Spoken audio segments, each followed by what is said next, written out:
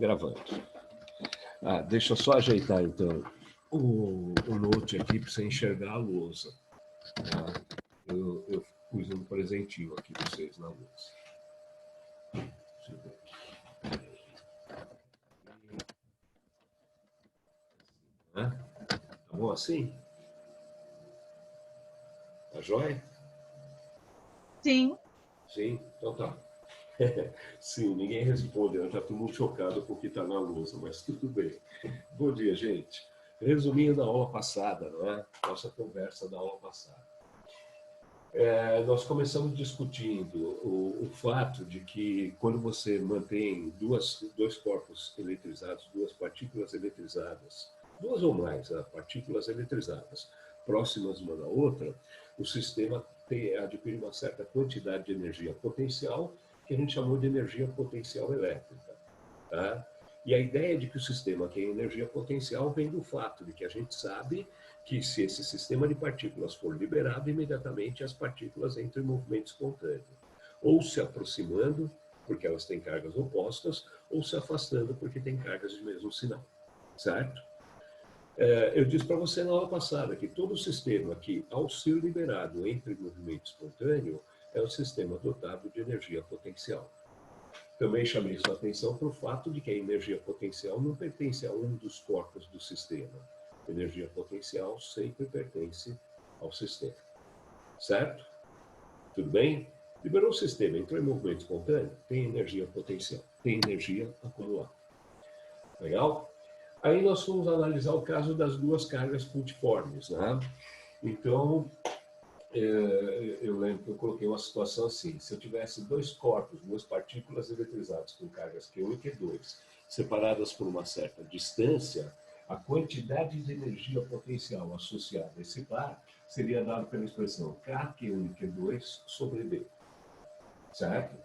Ainda falei para você que, putz, essa expressão, para ser obtida, demonstrada matematicamente, ela precisa da ajuda dos caras lá da matemática, né? Tá certo? Eu teria que calcular o trabalho de uma força variável,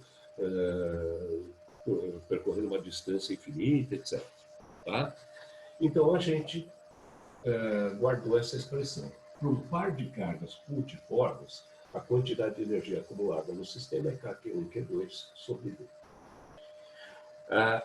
E se eu tivesse várias cargas puntiformes, lembra?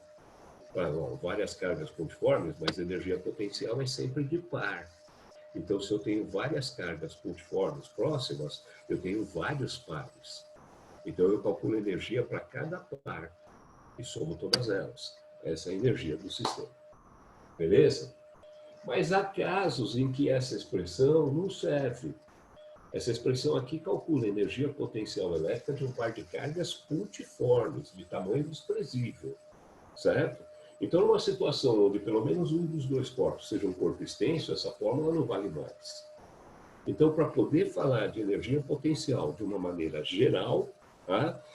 Eu criei um conceito matemático que me ajuda, facilita o cálculo da energia potencial do sistema. Eu criei um conceito de potencial elétrico de um ponto no espaço. Tá? Então, imagina assim, eu tenho aqui uma carga geradora de campo, mas é um corpo extenso. E tem um ponto P qualquer próximo dessa carga geradora. Eu posso afirmar que uma carga geradora de campo cria em cada ponto do espaço um potencial elétrico. Cada ponto próximo dessa carga tem um potencial elétrico diferente. Por exemplo, o ponto P. Define-se potencial elétrico desse ponto como sendo a energia potencial do sistema por unidade de carga de prova que eu colocar aqui. Ok? Energia por unidade de carga é medido em joules por coulomb. Joule por coulomb é volt, certo? Então, uma carga fixa gerando campo no espaço cria um potencial elétrico em cada ponto tem o seu potencial elétrico, dado em volts, tá? E esse potencial é uma grandeza matemática que me auxilia no cálculo da energia que o sistema vai adquirir se eu colocar uma carga naquela posição. Tá? Como o potencial é energia por unidade de carga, se eu colocar uma carga aqui naquela posição, o sistema adquire uma quantidade de energia potencial que pode ser calculada assim. A energia potencial adquirida pelo sistema seria a carga de prova, que eu coloquei naquela posição, vezes o potencial elétrico daquele ponto. Então, para situações onde esta fórmula não vale mais, se eu conhecer os potenciais elétricos dos pontos no espaço, fica muito fácil calcular o acréscimo de energia quando eu coloco uma carga naquela posição. Legal? Tá, mas como é que calcula o potencial nos pontos do espaço? Tá bom, de qualquer forma, essa situação é matematicamente complexa para nós. Tá? Se eu tenho um corpo extenso qualquer, criando campo elétrico, saber o potencial elétrico em cada ponto do espaço demanda uma matemática muito pesada. Tá? Mas há algumas situações que são bastante simples. Por exemplo, se a carga geradora for uma carga pontiforme, fica muito fácil determinar o potencial elétrico de um ponto no espaço. Tá? Por exemplo, ó, tem uma geradora pontiforme de carga Q maiúsculo e tem um ponto P a uma distância D dessa carga geradora. O potencial elétrico desse ponto pode ser calculado pela expressão potencial elétrico de P é igual a K vezes Q maiúsculo dividido por D. Isso se a geradora for pontiforme. Tá legal? Mas se ela não for pontiforme, bom, então eu não sei, eu preciso mesmo de uma matemática mais elaborada. Tá certo? Então, nas questões onde a carga geradora for pontiforme, o enunciado não vai me dar potencial elétrico de ponto nenhum. Ele pode perguntar para mim o potencial elétrico do ponto. Agora, nas situações onde a carga geradora for um corpo extenso, tá, eu não tenho como calcular os potenciais, eu não tenho matemática para isso. Então, provavelmente, a banca vai me dar o potencial elétrico dos pontos. Tá legal? Tudo bem? Se eu precisar de energia potencial num sistema complexo, a banca vai me dar potencial elétrico dos pontos para eu poder calcular a energia quando eu coloco a carga de prova. Beleza? Tá. Esses eram os conceitos que a gente trabalhou na aula passada.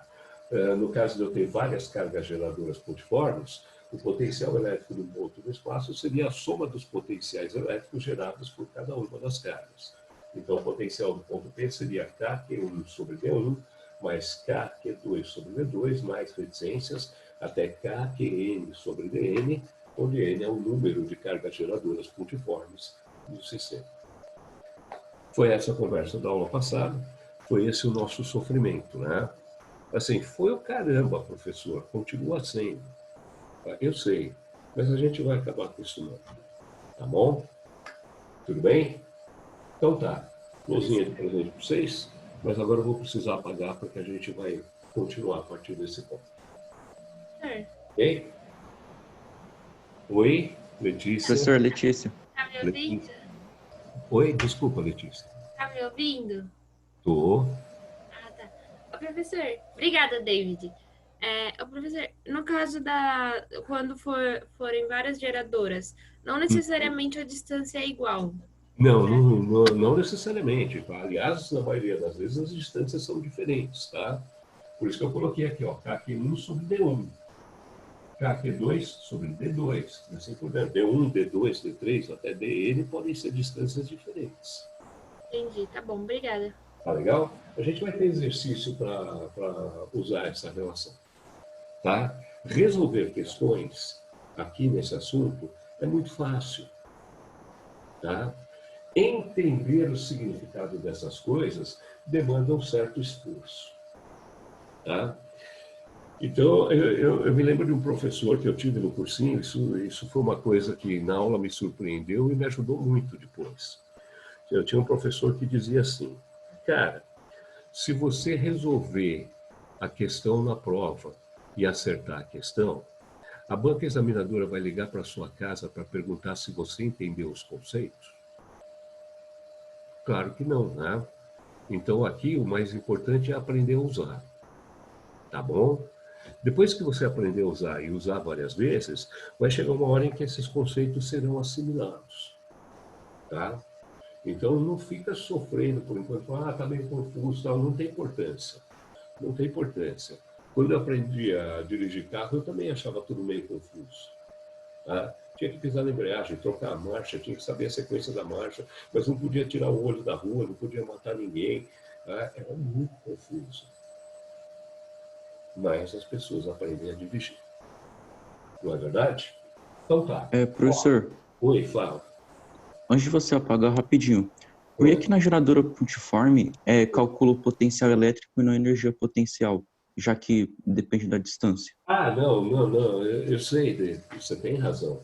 É claro que se eu puser uma segunda carga aqui e perguntar qual a energia do par, me parece muito mais conveniente eu vir para cá, né? Eu calculo a energia do par direto usando essa expressão. Então, quando a carga geradora é pontiforme, saber calcular o potencial elétrico do ponto P não me adianta nada. Isso quando eu tenho um sistema que tem só duas cargas. Tá? Mas vamos supor que eu tivesse aqui 500 cargas geradoras. E eu perguntasse para você assim, qual vai ser o acréscimo de energia quando eu colocar a carga de prova naquela posição? Putz, você vai ter que calcular para 500 pares. Não é verdade? Mas se por algum motivo eu soubesse o potencial elétrico daquele ponto, já não me interessava mais saber quem são as cargas geradoras. Colocando uma carga de prova naquela posição, a energia seria a carga de prova vezes o potencial do ponto. Então, se o potencial for conhecido, é vantagem para mim. Tá bom? Se ele não for conhecido, mas eu tenho só uma carga geradora, a energia potencial de par é isso aqui. Tá? Então, o conceito de potencial eu só vou usar naquelas situações em que ele for útil. Tá? Nas situações em que ele for desnecessário, eu não vou nem pensar na questão. Tá bom? Beleza? Beleza. Nossa, é muito abstrato, mas beleza. Totalmente abstrato. Tá? Você sabe o que significa a palavra abstrato, né? O que significa abstrato? É algo não concreto, uma coisa Não que... concreto. Então, na realidade, o abstrato não deveria ser entendido como o oposto do concreto, tá? Porque creto significa crescido. Concreto é crescido junto. Isso tem um significado, tá?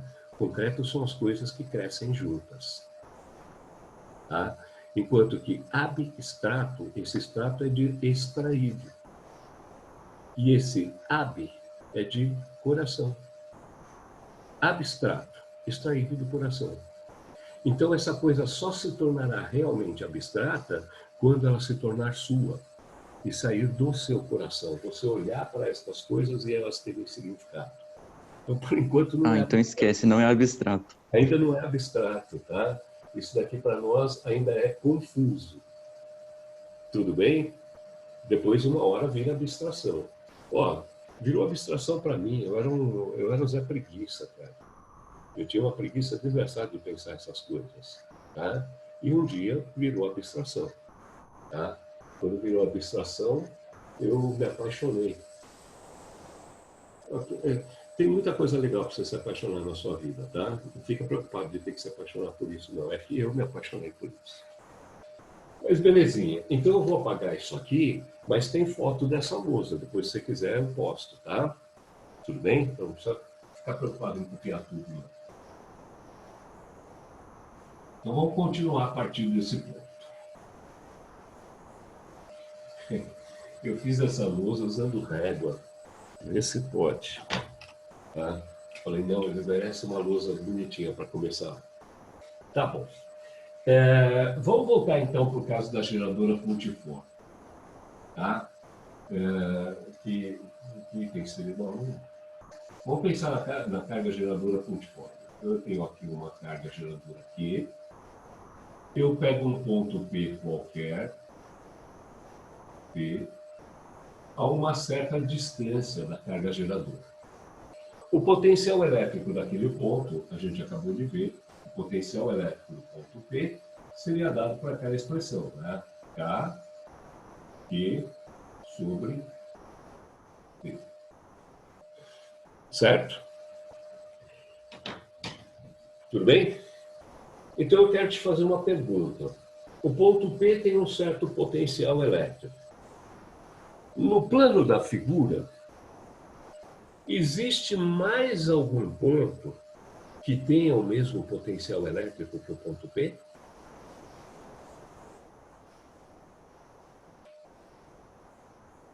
Sim.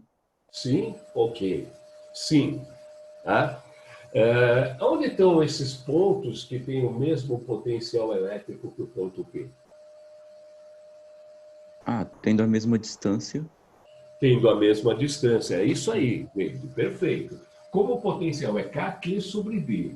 Tá? K é uma constante, Q é a carga geradora que é fixa, certo?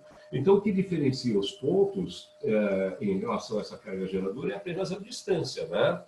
Então, se eu tiver dois pontos que estejam à mesma distância da carga geradora, esses pontos terão o mesmo potencial elétrico. Não é verdade? Mas a pergunta que eu queria fazer, então, é: quantos pontos existem à mesma distância da carga geradora? Infinitos. É Não infinito. é? Isso aí, Isa. Infinitos. E esses infinitos pontos que têm o mesmo potencial elétrico, eles estão onde?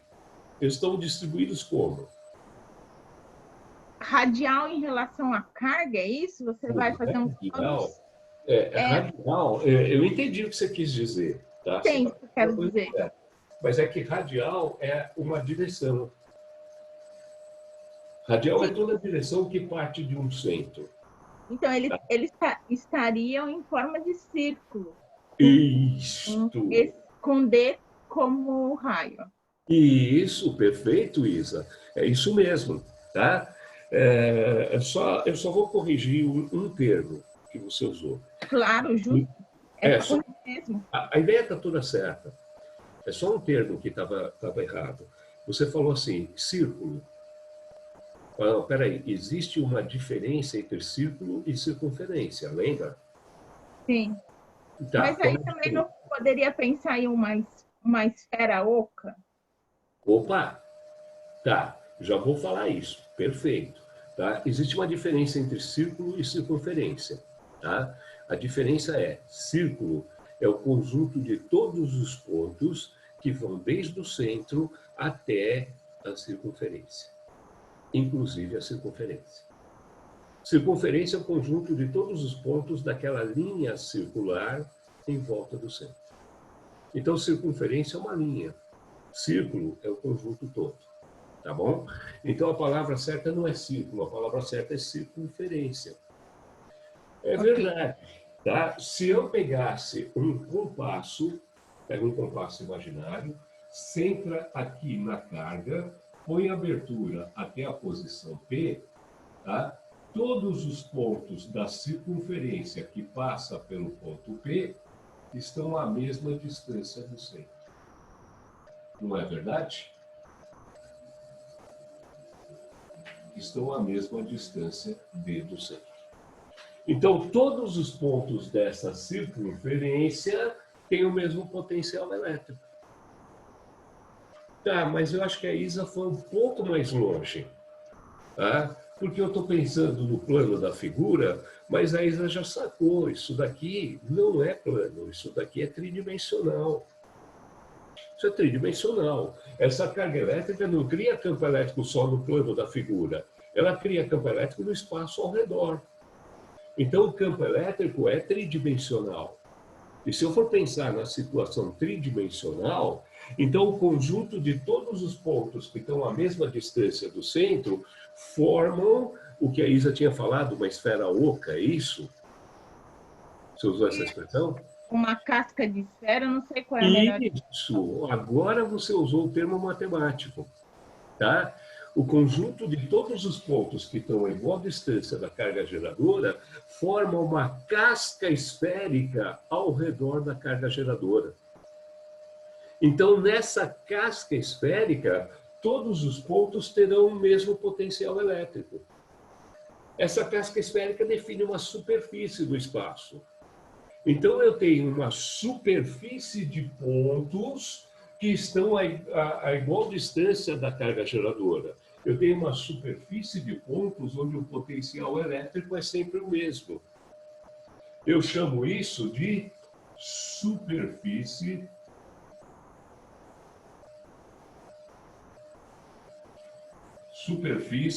dos potenciais iguais. Ou melhor, superfície equipotencial.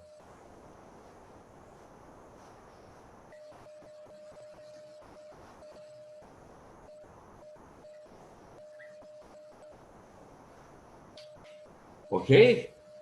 Então, existe uma casca esférica ao redor da carga geradora, que tem a carga geradora no centro. Nessa casca esférica, o potencial elétrico é igual para todo mundo. Mas se eu aumentar um pouquinho a distância, eu passo a ter uma nova casca esférica, onde todos os pontos terão um novo potencial elétrico. Então, eu poderia imaginar que o conjunto das superfícies equipotenciais, na realidade, é um conjunto de cascas esféricas concêntricas com a carga geradora. Em cada casca esférica, um potencial elétrico diferente. Tudo bem? Conhecer o conceito de superfície equipotencial é importante por causa disso, porque são pontos que têm o mesmo potencial elétrico. Então, imagina você que eu pego uma segunda carga, uma carga de prova Q minúsculo, e coloco sobre esta superfície equipotencial. O sistema adquire uma certa quantidade de energia. A energia adquirida pelo sistema, a energia potencial adquirida, seria a carga de prova vezes o potencial do ponto P. Certo? Agora, o que acontece com a energia potencial desse sistema se eu pegar esta carga de prova e trouxer para uma nova posição sobre a mesma superfície potencial? A energia aumenta? Não muda. A energia não muda. Isso mesmo, David. Quer dizer que se uma carga de prova sair de um ponto de uma superfície equipotencial e for para outro ponto da mesma superfície equipotencial, a energia potencial do sistema não se altera. Concorda? Então, espontaneamente, esse cara não vai. O sistema só entra em movimento espontâneo quando for para perder energia potencial. Perde energia potencial e ganha energia cinética. Agora, para ir de um ponto onde o sistema tem uma energia potencial até outro ponto onde o sistema tem a mesma energia potencial, isso não vai acontecer espontaneamente. Vou fazer uma analogia, tá? Vamos pensar em energia potencial gravitacional, aulinhas do pipoca? Pode ser? Energia potencial gravitacional é mgh. Depende da massa do corpo, depende do campo gravitacional, depende da altura, certo? Agora imagina você que você tem uma mesa plana e horizontal. Tudo bem? Se eu puser um bloquinho, um objeto sobre essa mesa, o sistema ganha uma certa quantidade de energia potencial. Se eu pegar esse corpo e levar para outro ponto da mesa, muda a energia potencial do sistema? É a mesma mesa, é o mesmo nível, muda a energia potencial do sistema? Não. Então você pode apostar uma coisa, se você soltar o corpo aqui, espontaneamente ele não vai daqui para cá. Espontaneamente ele não vai entrar em movimento em cima da mesa, se a mesa for horizontal. Mas e se a mesa estiver inclinada? Aí sim. Se a mesa estiver inclinada, por exemplo, a mesa está inclinada assim, eu solto o corpo aqui, ele escorrega para uma posição mais baixa. Ou seja, espontaneamente ele vai buscar a situação onde a energia potencial é a menor possível. Não é verdade? A mesma coisa eu posso falar com relação às cargas elétricas, tá? Se eu levar a carga elétrica de uma posição até outra, onde o potencial é sempre o mesmo, espontaneamente ela não vai, eu preciso arrastar ela. Mas se eu tivesse uma outra superfície equipotencial, tá? Então imagina uma outra casca esférica aqui, tá? Com uma distância maior, vamos chamar de D', certo? O potencial elétrico dessa segunda casca esférica seria maior ou menor do que o potencial de P? Menor. Vai devagar, depende. Tá? Seria menor se a carga Q fosse positiva. Então tá bom, a carga Q é positiva. Pronto. Tudo bem? Tudo aqui é positivo, beleza? Então o potencial elétrico dessa superfície aqui, desse ponto Q, Q é a carga geradora, desculpa. R. Desse ponto R. Tá? O potencial elétrico desse ponto R seria maior ou menor do que o potencial de P? Menor. Olha só. Aumentou a distância, sim ou não? De P para R, aumentou a distância até a carga geradora, sim ou não? Sim. Sim. Se aumentar a distância, o que acontece com o potencial elétrico? Diminui. Diminui. Diminui. Então, o potencial de R é menor do que o potencial de P, certo? Então, existe uma diferença de potencial entre esses dois pontos. Desculpa, tá? Eu cometi um erro de concordância. Eu falei diferença de potencial, a diferença é entre dois. Então, a frase correta deveria ser: existe uma diferença de potenciais entre os dois pontos, certo? Existe uma diferença de potenciais entre os dois pontos.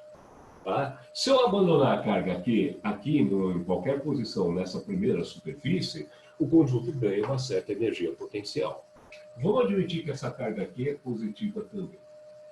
Então, o conjunto ganha uma certa quantidade de energia potencial. Se eu tiver uma outra superfície equipotencial, com potencial elétrico menor, é óbvio que se eu abandonar essa carga nessa posição, ela tende a ir para outra superfície. Ela tende a ir para uma situação onde a energia potencial do sistema seja menor. Ou seja, tá? Abandonando a carga nessa posição, ela vai se movimentar para perder energia potencial e ganhar energia cinética. Tá? Então, esta carga espontaneamente iria para a nova superfície equipotencial, se fosse possível. Professor, mas por que não seria possível? Não, só é possível uma carga se movimentar livremente se houver um caminho condutor. Se tiver um caminho para ela chegar daqui até aqui. Se não tiver caminho, se ela não pudesse se movimentar, tá? Não houver nenhum caminho onde ela possa se propagar, a carga não vai. Tá? Assim como, quando eu coloco este corpo em cima da mesa, a tendência dele é ir para o chão. Ué, então por que ele não vai? Vai porque mesmo não deixa. Beleza? Mas eu sei que existe a tendência de ir para o chão. Ok? Então, superfície... Professor. Oi, Fábio. Eu não sei se é viagem minha, mas tipo, em um átomo, por exemplo, sabe o salto quântico, quando o elétron ele pula de camada? Sim. Não tem uma camada, tipo, geralmente não tem um elétron na próxima camada. E como que ele pula, já que não ia ter essa diferença de potencial? Ou tô viajando muito? O salto quântico não é espontâneo, né? O salto quântico é provocado por um acréscimo de energia. Esse acréscimo de energia pode ser, por exemplo, através de um fóton. Vamos pensar em superfícies metálicas, tá? Você tem uma superfície metálica, os átomos têm lá os seus elétrons, tem aqueles tais de elétrons livres que estão saltando de um átomo para o outro, tá? Mas os átomos têm lá os seus elétrons, tá? Se você incidir radiação ultravioleta, a radiação ultravioleta, os fótons têm uma quantidade de energia grande. Grande o suficiente para obrigar um elétron a fazer o salto quântico. Então, quando um fóton de radiação ultravioleta colide com o elétron absorve essa energia. E a absorção dessa energia leva ele para uma situação onde ele fica mais distante do núcleo. Por incrível que pareça, isso significa que a energia do sistema cresceu. Tá? Pera, putz, que confusão, professor. Não, olha só. Energia potencial pode ser positiva ou negativa.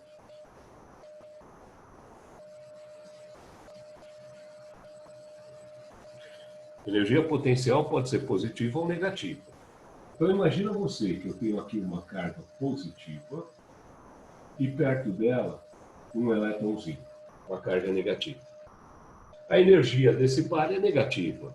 Admitindo que esses dois podem ser tratados como cargas pontiformes, a energia desse par seria K, que é maiúsculo que minúsculo, sobre uma distância D. Certo? Tudo bem? Só que tem um problema. Essa energia potencial é negativa. Legal? Por que ela é negativa? Porque as cargas têm sinais contrários. Beleza? Tá aí, tem uma certa quantidade de energia potencial. Aí um fótonzinho distraído vinha passeando aqui, sem querer ele trombou com esse elétron. E o elétron, então, absorveu energia. Então, a energia desse sistema vai crescer. E crescer, nesse caso, significa aumentar a distância até o núcleo do átomo ou diminuir a distância? Cuidado para não cair numa armadilha algébrica, tá? Isso daqui é negativo. Você quer ver como é o gráfico da energia potencial em função da distância? O gráfico da energia potencial em função da distância, o gráfico dessa função matemática, é uma hipérbole equilátera. Tudo bem? Tá? Porque a variável está no denominador aqui. Então, o gráfico é uma hipérbole equilátera. Se a energia for positiva, a hipérbole é assim. Mas se a energia for negativa, a hipérbole acaba ficando assim. Tá? Então, quando o par de cargas tem o mesmo sinal, a energia cai com a distância. Tudo bem?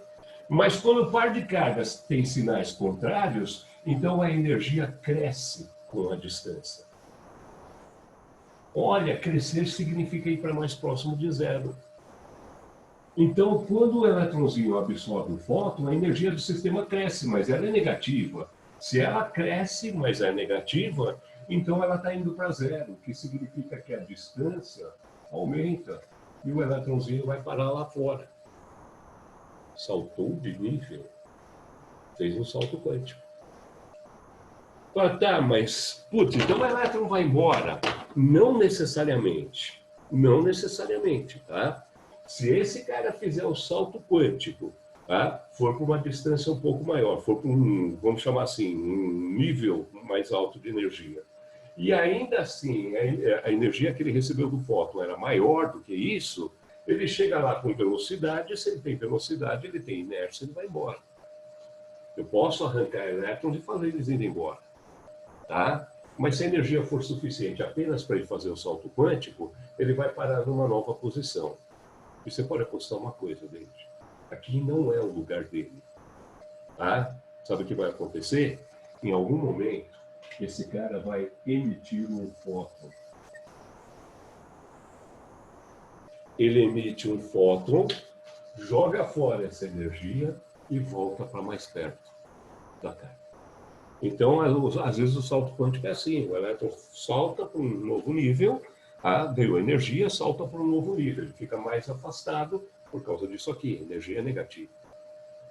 Depois ele joga fora essa energia e volta para a posição original. Então ele vai e volta.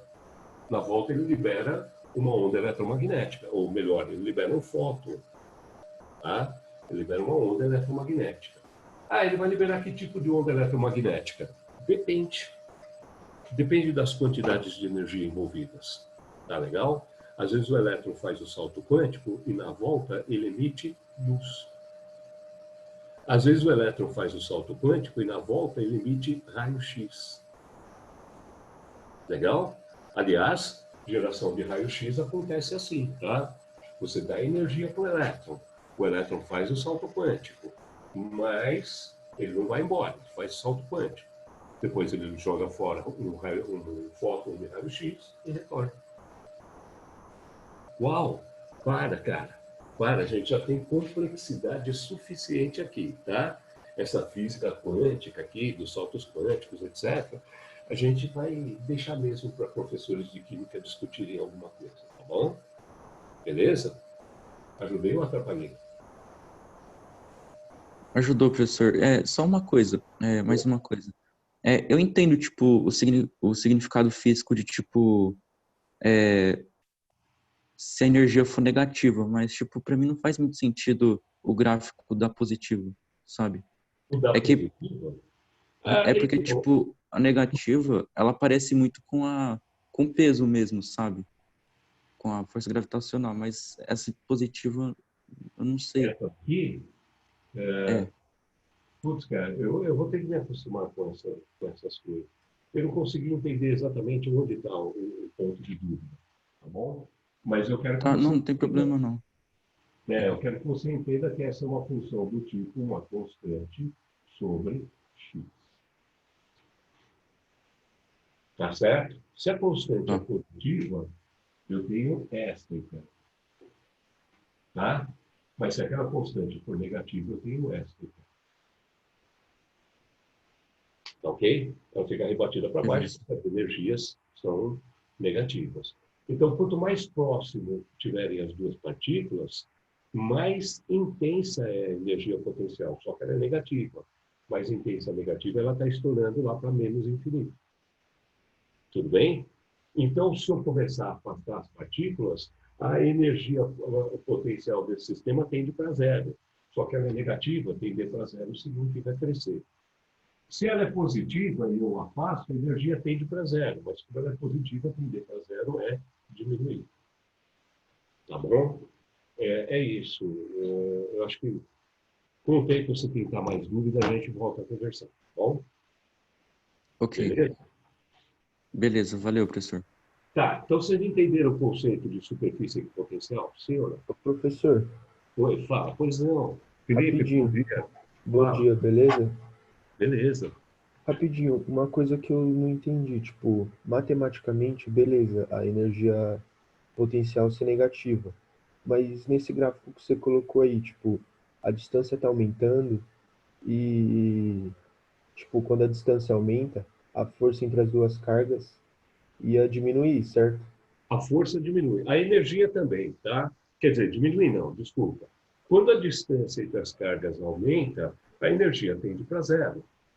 Lembra que eu falei para você que a energia do sistema de carga só é zero quando a distância for infinita? Mas, tipo Foi na assim, aula passada, lembra? Tá, aham, então quando você separa as cargas, a energia está indo para zero. Só que tem um problema algébrico aqui. Se a energia é positiva e está indo para zero, então ela está diminuindo. Agora, quando a energia é negativa e ela está indo para zero, então ela está aumentando. Percebeu? aham. Esse que é o problema. A energia pode ser negativa. Se ela for para zero, ela aumentou. Cuidado com isso. Isso é uma armadilha, tá? Uma armadilha algébrica. Se alguém tem valor negativo e está indo para zero, está crescendo algebricamente.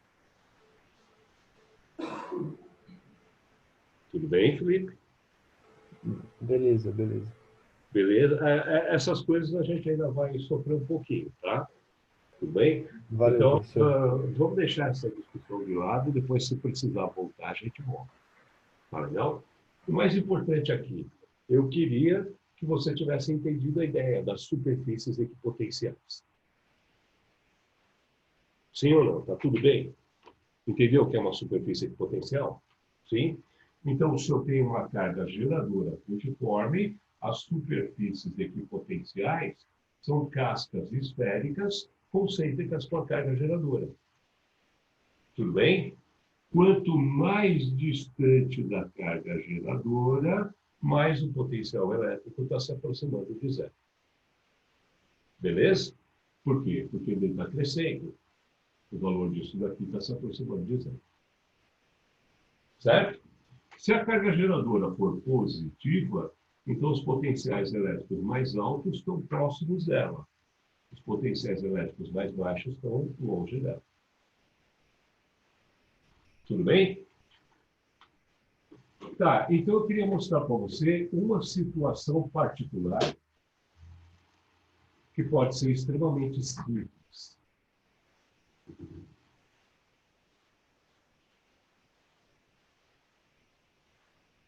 Lembra que eu falei para você que quando você tem duas superfícies planas e paralelas, eletrizadas por cargas opostas, uniformemente eletrizadas por cargas opostas, a região de campo elétrico entre essas duas superfícies, a região de campo elétrico é uniforme. ou melhor, o campo elétrico formado nessa região é um campo uniforme. O que significa?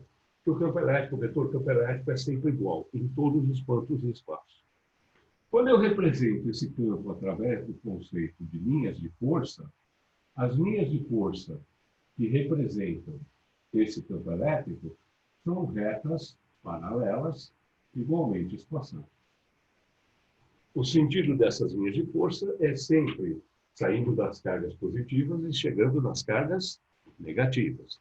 Linhas de força são sempre assim, elas sempre nascem em cargas positivas, morrem em cargas negativas. Então, eu tenho aqui uma situação onde o vetor campo elétrico é constante. Ok? Tudo bem? Nesse campo elétrico, também existem superfícies equipotenciais. Ao que as superfícies equipotenciais nesse campo são superfícies planas e perpendiculares às linhas de força. Então, se eu pegar aqui uma superfície plana paralela às superfícies eletrizadas, tá? O potencial elétrico de todos os pontos dessa superfície é o mesmo. Num campo elétrico uniforme, superfícies equipotenciais são superfícies planas perpendiculares às linhas de força. Legal? Se eu pegar uma outra superfície aqui, plana, perpendicular às linhas de força, eu tenho um outro potencial elétrico. Então, eu tenho aqui um potencial elétrico, vamos chamar de VA, para todos os pontos dessa superfície. Tem aqui um outro potencial elétrico, que eu vou chamar de VB, para todos os pontos dessa superfície. Legal? Eu tenho aqui infinitas superfícies planas, paralelas, com potenciais elétricos constantes. Então, no campo uniforme, superfícies equipotenciais são superfícies planas e paralelas, perpendiculares às linhas de força. Legal? Cada superfície tem um potencial elétrico diferente. Agora, vamos imaginar que a distância entre duas superfícies equipotenciais seja D. Ok? Vamos também imaginar que alguém colocou uma carga elétrica pontiforme, uma carga de prova, sobre um ponto desta superfície equipotencial. Uma carga que é minúscula. Só para facilitar o nosso raciocínio, vamos imaginar que essa carga que é minúscula é positiva. Se eu liberar essa carga de prova, ela vai entrar em movimento espontâneo? Não precisa nem pensar em potenciais, energia, etc. É só olhar para as cargas do sistema. Tá? Liberei uma carga positiva aqui. Ela não está sendo repelida por essa superfície positiva? E não está sendo atraída por essa superfície negativa? Então, se eu liberar a carga de prova, o que acontece? Ela vai embora. Ela vai colidir com a superfície de carga negativa. Não é verdade? Então, a hora que eu libero essa carga, espontaneamente, ela migra neste sentido. Certo? Tá, agora vamos admitir que, num determinado instante, ela está passando por esta superfície equipotencial. Ok? Eu vou te fazer uma pergunta que tem muito mais a ver com a aula do Pipoca do que com a nossa, tá? Tudo bem? Liberei a carga. Ela começou a deslocar. Vamos supor que ela foi da superfície VA até a superfície VB. Durante esse deslocamento, ela estava sob a ação da força elétrica, não é verdade?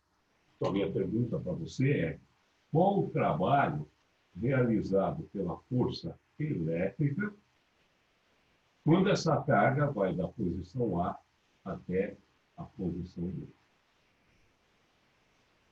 Tá? Vamos chamar essa posição de A, essa posição de B. Qual vai ser o trabalho realizado por essa força elétrica? Seria VA menos VB? Quase, faltou uma coisinha. Olha, Eu tenho dois caminhos possíveis, tá? O primeiro caminho é esse que a gente comentou na aula passada. A força elétrica é uma das forças conservativas, não é? Por ser uma das forças conservativas, o seu trabalho para levar a partícula de A até B pode ser calculado como a energia potencial do sistema, quando ela está na posição A, menos a energia potencial do sistema, quando ela está na posição B.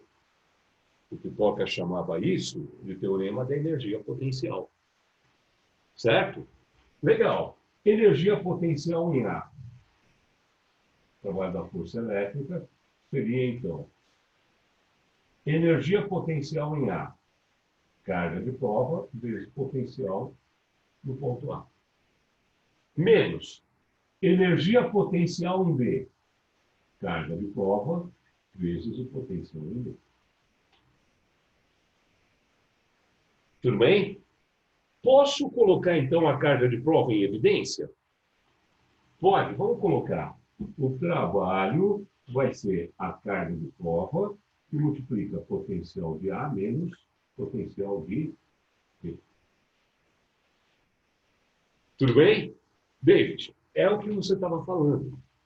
Tá? Só que faltava multiplicar pela carga de prova. Então, o trabalho realizado pela força elétrica, quando a carguinha de prova vai de A para B, é carga de prova que multiplica potencial de A menos potencial de B. Ou energia potencial em A menos energia potencial em B. Beleza? Está vendo esse termo aqui, entre parênteses? Tá? Essa operação matemática chama-se subtração. Também é conhecida como diferença.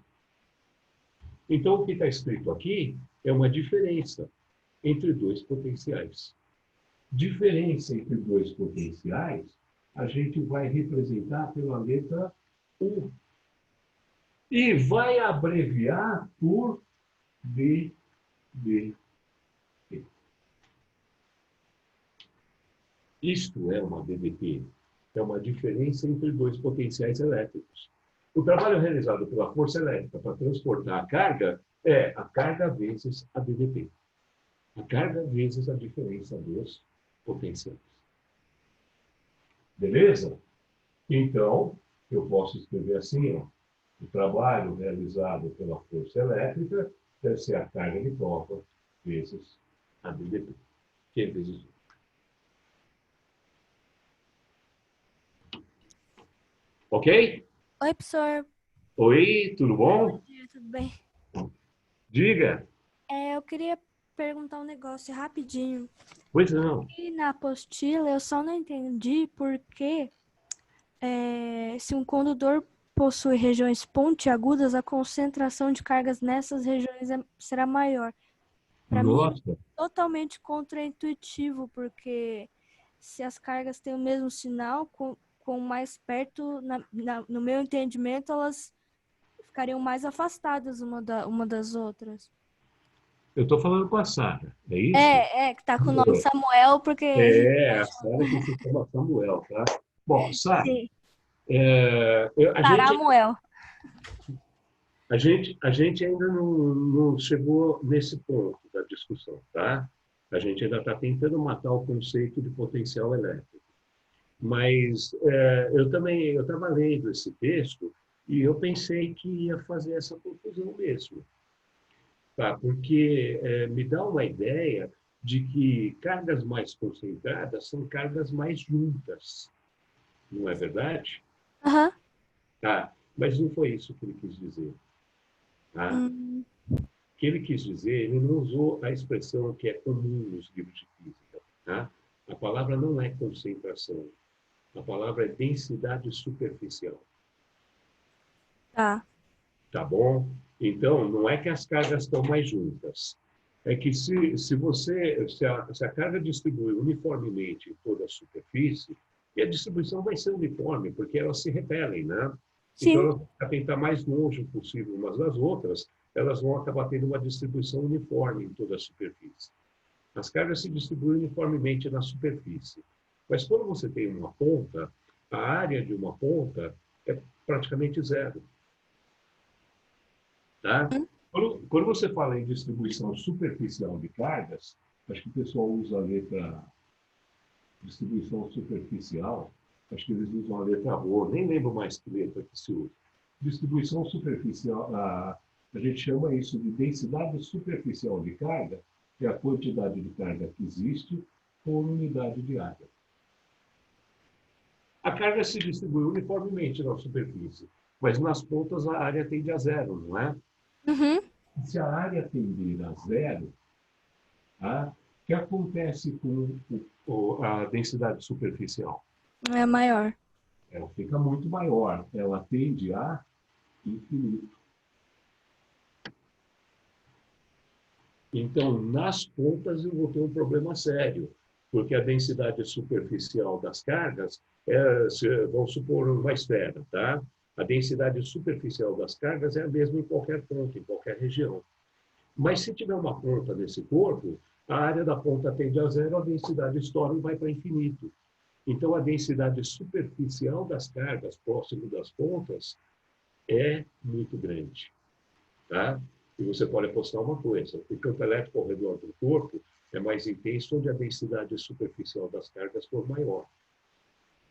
Então, Desculpa, tiver pode uma continuar. ponta, o campo elétrico próximo dessa ponta é imenso, tá? A densidade estoura e vai para infinito, o campo tende a infinito. Ou seja, o campo elétrico fica tão violento próximo das pontas que até o ar, que normalmente é isolante, quando passa nessa região de campo, acaba perdendo cargas e ionizando, ganhando cargas e ionizando. Então, o ar próximo das pontas metálicas tende a ionizar com facilidade.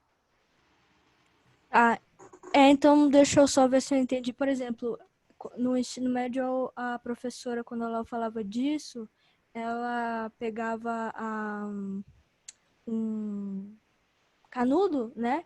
E eletrificava ele. Então quer dizer que nesse é mais fácil a concentração estar nas pontas do que nele todo. Mas não vamos usar mais a palavra concentração. A ideia Tá bom. Vamos usar a palavra densidade superficial de cargas. Bom. A palavra, a expressão, tá? Densidade superficial de cargas. Porque senão a gente comete um erro de interpretação que falou naquele texto. Então. Elas estão mais concentradas. Não estão, elas estão uniformemente distribuídas. Tá? Tudo bem? Mas aí... Só mais uma perguntinha rapidinha. Sim. Para calcular o trabalho da força ali elétrica, é igual na matéria do Pipoca, né? Em que é inicial menos a final, né? Inicial, ao contrário do que a gente faz no começo da sua matéria, por exemplo, do que a gente calcula ΔS sobre ΔT, que é o contrário, né? Tá, tudo bem. ΔS sobre ΔT é sempre final. Delta, variação é sempre final menos inicial. Isso. Isso não é uma variação de energia potencial. O teorema da energia potencial diz que o trabalho da força conservativa é igual a menos a variação. É o contrário, né? Isso, é o contrário, tá? Tudo bem? Como eu acho que a gente tem a tendência de esquecer isso daqui, esse sinal, eu prefiro pensar assim, tá? Já deixar aberto, inicial menos final. Tá legal? Bom, obrigada, André. Energia potencial. Nada, valeu. Bom, tudo bem? Então, o trabalho realizado pela força elétrica para levar a partícula dessa posição até a outra é a carga da partícula vezes o potencial inicial menos o potencial final. Professor. Potencial. Diferença de potencial é um erro de concordância consagrado pelo uso na física, tá? Eu deveria falar diferença de potenciais. Chama de diferença de potencial. Todo mundo fala assim. Tá legal?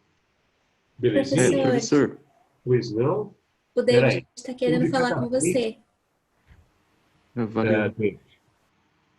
Professor, uma dúvida. A diferença de potenciais, ela vai ter influência se, por exemplo, esse campo uniforme tiver na vertical e tiver influência do peso? Não. A diferença de potencial vai depender da distância entre as superfícies potenciais, mas isso pode ser na horizontal, na vertical, inclinado, pode estar na direção que você quiser. Tá? Não vai fazer diferença nenhuma.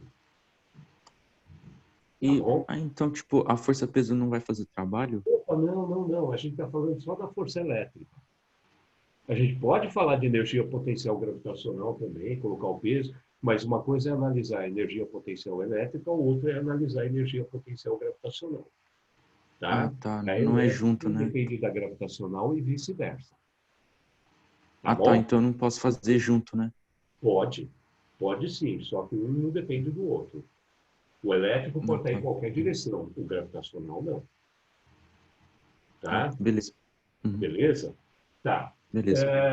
Deixa eu só te mostrar uma coisa. Ó. Acabei de provar para você que quando uma partícula se desloca num campo uniforme, o trabalho realizado pela força elétrica sobre ela é a carga da partícula vezes a DDP, vezes a diferença de potencial entre os pontos. Certo? Tá. Esta era uma maneira de calcular o trabalho da força elétrica. Tem outra. A outra se parece mais com as aulas iniciais do Pipoca. Tá? Desculpa, eu vou ter que apagar isso daqui. Posso? Todo mundo já prestou atenção aqui, já entendeu isso daqui? Então eu vou apagar isso daqui agora. Pô, fala comigo, hoje você não está dando nem ok, né? Pode, pelo menos para mim pode. Tá. Vou apagar isso daqui. Tá? Eu já tenho o resultado que eu quero. Só que eu podia ter calculado o trabalho da força usando a definição de trabalho. O Pipoca não disse uma vez que se a força for constante, o trabalho realizado pela força pode ser calculado como força vezes deslocamento? É assim que o Pipoca escreve? F vezes ΔS? Na realidade, o trabalho era força vezes deslocamento vezes o cosseno de um ângulo, certo? Agora, se a partícula desloca na direção do campo, a força elétrica e o deslocamento têm a mesma direção e o mesmo sentido. Então, o ângulo entre os dois é zero. Se o ângulo entre os dois for zero, o cosseno de zero vale 1. Então, ficaria assim: o trabalho da força elétrica seria a força vezes o deslocamento. Portanto, se a partícula desloca na direção e sentido do campo, o trabalho da força é F ΔS. Isso só vale para forças constantes. Portanto, isso só vale se o campo for uniforme. Certo? Mas eu poderia calcular o trabalho dessa forma. Ah, essa força é uma força elétrica, certo? Então, eu poderia escrever que o trabalho da força elétrica para levar a partícula de A até B seria igual força elétrica, carga vezes campo. Certo? Vezes o deslocamento. Ora, o deslocamento para ir de A até B não é a distância entre as superfícies equipotenciais? Então, onde estava escrito ΔS, eu vou escrever simplesmente D. Pronto. Esta é outra maneira de calcular o trabalho da força elétrica. No campo elétrico uniforme, eu também posso calcular o trabalho da força elétrica como carga vezes campo vezes a distância entre as superfícies equipotenciais. Beleza? Então, são duas possibilidades. Mas o trabalho é o mesmo, independe de como eu calculei, tem que dar o mesmo valor. Portanto, você pode apostar que Q vezes V vezes D, o trabalho da força elétrica, é igual a Q vezes U, o trabalho da força elétrica. Tudo bem? Professor, Oi. agora é o Samuel. Samuel. Ô, Samuel, tudo Tudo jóia? bem? Bom dia. Bom dia. Você pode, por favor, me dizer a passagem de novo de como você passou do F para o Q vezes Z, que eu dei uma buscada aqui? Ainda tem uma força elétrica, Samuel.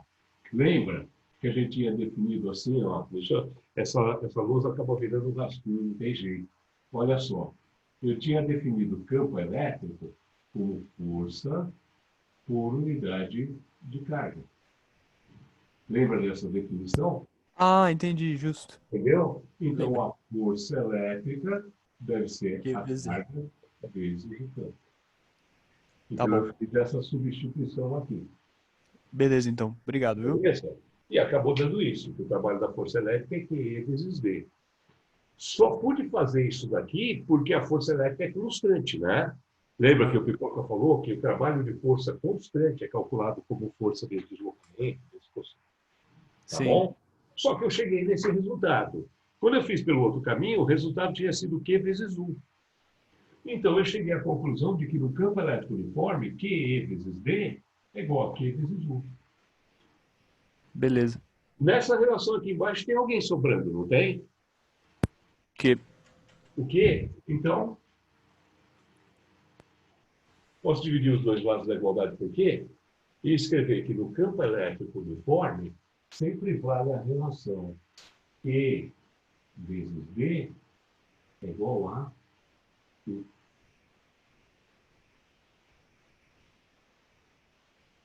Esta é uma propriedade do campo elétrico uniforme, tá?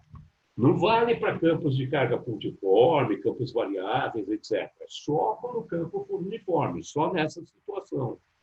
Mas é uma relação extremamente útil, porque se me derem a intensidade do campo e a distância entre as duas superfícies equipotenciais, eu sou capaz de saber a DDP.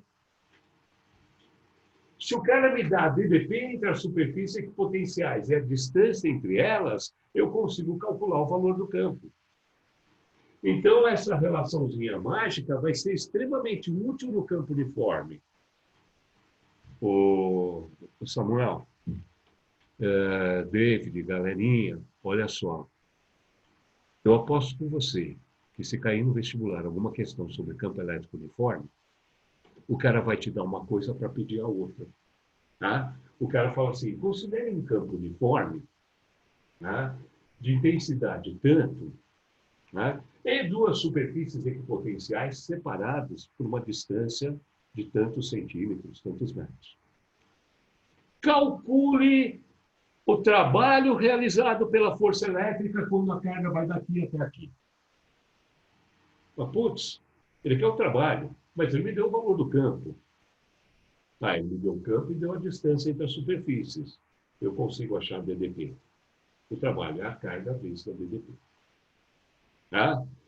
Ou ele diz qual é a DDP entre as superfícies, dá a distância entre elas e pergunta assim, quanto vale o campo elétrico nessa região?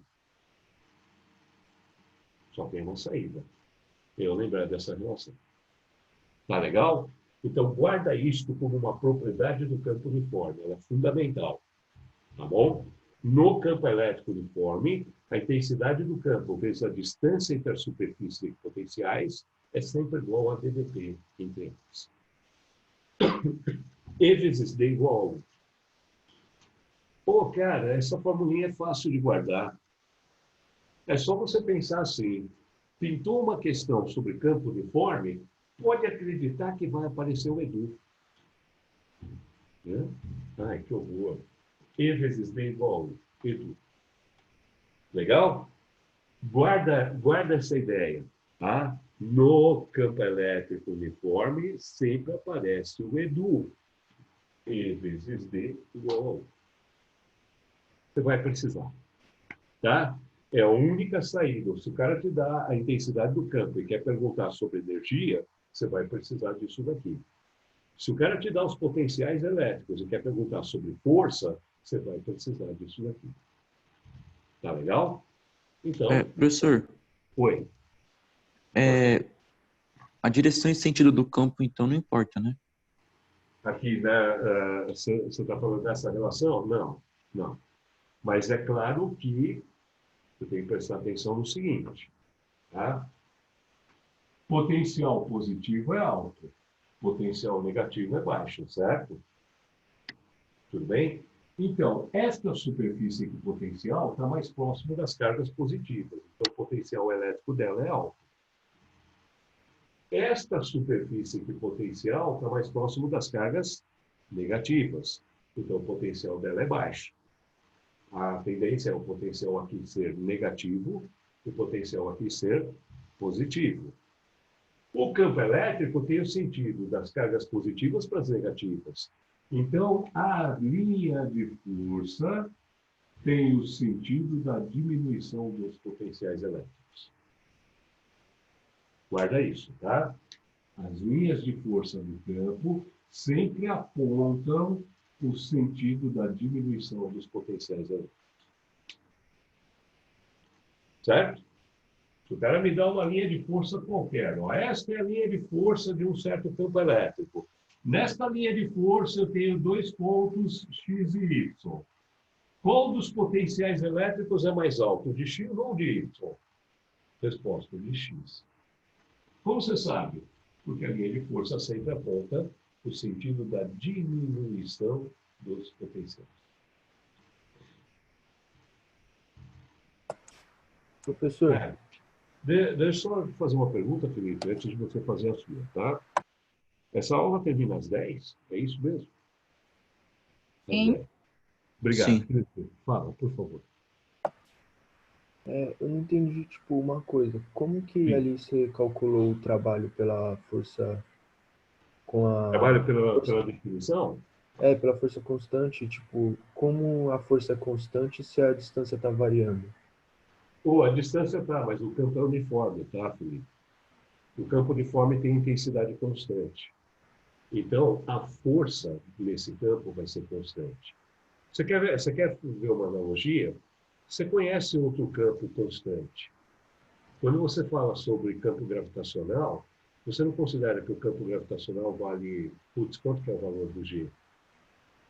10 metros por segundo. Quanto, Felipe? 10. 10. Aproximadamente 10, né? Legal. Quando eu te perguntei quanto vale o campo gravitacional, você não me perguntou onde. Você falou 10. Então, você está considerando que o campo gravitacional tem o mesmo valor em todos os pontos próximos da superfície. E ele é sempre vertical para baixo, não é verdade? Portanto, próximo da superfície da Terra, o campo gravitacional é constante. Não é verdade? Próximo da superfície da Terra, o campo gravitacional é uniforme. Então, o peso do corpo é uma força constante. Não importa onde o corpo foi colocado, o peso é sempre o mesmo. No campo gravitacional uniforme, o peso do corpo é sempre o mesmo. No campo elétrico uniforme, a força elétrica sobre a carga é sempre a mesma. Então, ela é constante. Tá bom? Peguei. Mas Beleza, isso é obrigado. no campo uniforme. Tá legal? Obrigado, professor. Valeu? Então, galera, olha só. Eu acho que a gente esgotou agora o assunto, mas a gente não fez exercício, né? Então, na aula que vem, ainda vou voltar e fazer exercício. Tá bom? Aí, no exercício, a gente dá uma arrumada na casa.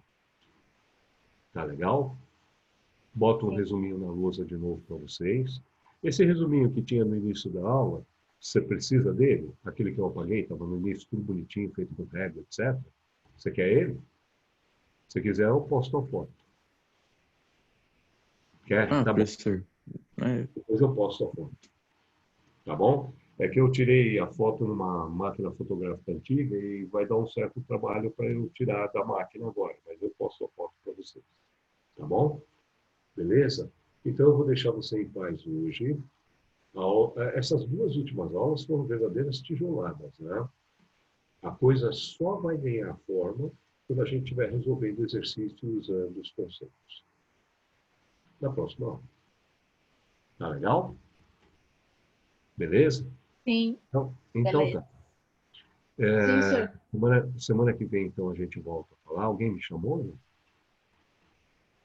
Alguém estava me chamando? Nossa, eu falei que tá tudo bem, sim. Legal, Luísa. Eu Beleza. tinha falado. Tá. Então, tá bom, gente. Vou deixar vocês em paz. Vamos descansar um pouquinho antes da próxima aula, tá? Semana que vem a gente volta a conversar. Beleza? Beleza. Beleza. Tchau, professor. Obrigado. Foi um prazer. Tchau, Tá? prof. Obrigada Tchau, pela tchau. aula. Semana que vem. Bom final de semana. Para vocês também, tá? Tchau, professor. Obrigado. Tchau, tchau. Até mais, querido.